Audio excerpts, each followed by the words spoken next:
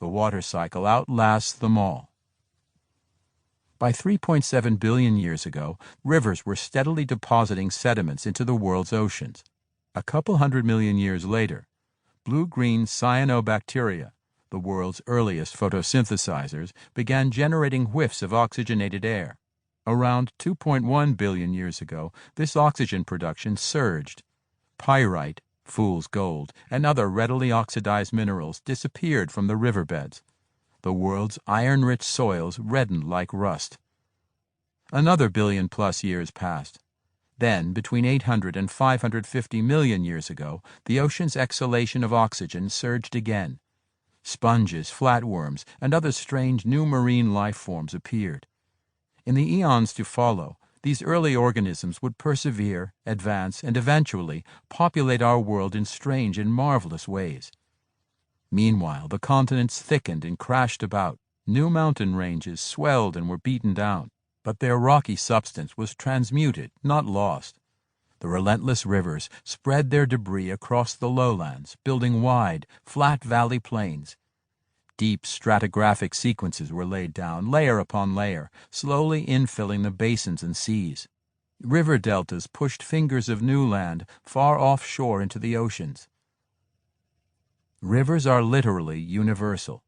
From orbiting spacecraft, we see them on other worlds. Mars once had abundant liquid water, and its surface is now scarred with the dry channels, deltas, and layered sedimentary deposits of ancient rivers. At this very moment, there are rivers flowing actively on Titan, a cold, distant moon of Saturn. Their fluid is liquid methane, and the bedrock they carve is believed to be made of ice. But the valleys, deltas, and seas they are busily creating are eerily Earth-like in pattern and form. Oceans opened and closed. Continents crashed and bulged. Some of the river's sediments were dragged deep down into the Earth's mantle on the backs of subsiding tectonic plates, where they were ferociously squeezed and heated. The cooked remains further thickened the continents and rose, like heated wax in a lava lamp, to cool into the hardened roots of new mountain ranges. Eventually, some of the same material was exhumed, pulverized, and carried off by rivers once again for yet another journey back to the sea. Our world's destructive construction project never ends. Mountain ranges rise, then are pounded into sand. Their debris fans out across river valleys, deltas, and offshore continental shelves. Every earthquake, every landslide, every raging flood marks just another little rumble in this ceaseless war between two ancient forces, plate tectonics and water, that are locked in combat for the shape of our world's surface. Their war will continue for at least another 2.8 billion years or so, until our dying, expanding sun boils away every last drop into steam. Today, the rivers struggle to carry their loads to the sea. They slide past hardened cities, yoked by dams, throttled by engineers, overlooked by most. Still, the rivers prevail.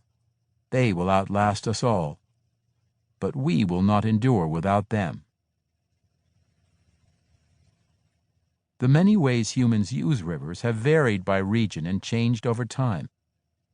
Yet their importance to us has persisted because they provide us 5 fundamental benefits: access, natural capital, territory, well-being, and a means of projecting power.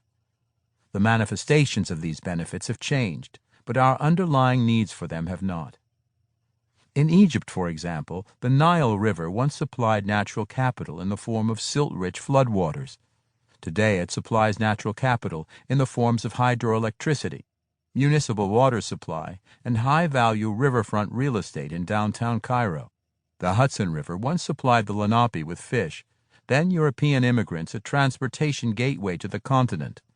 Today this same river provides access to precious waterfront parks in New York City, a teeming metropolis with little green space. The details varied, but the 5 overarching benefits remained durable. Through these provisions, rivers have been serving human civilizations ever since our first great societies rose along the banks of the Tigris-Euphrates, Indus, Nile, and Yellow rivers in present-day Iraq, India, Pakistan, Egypt, and China. Throughout human history, our attraction to rivers has been on display through art, religion, culture, and literature. They meander through the painting.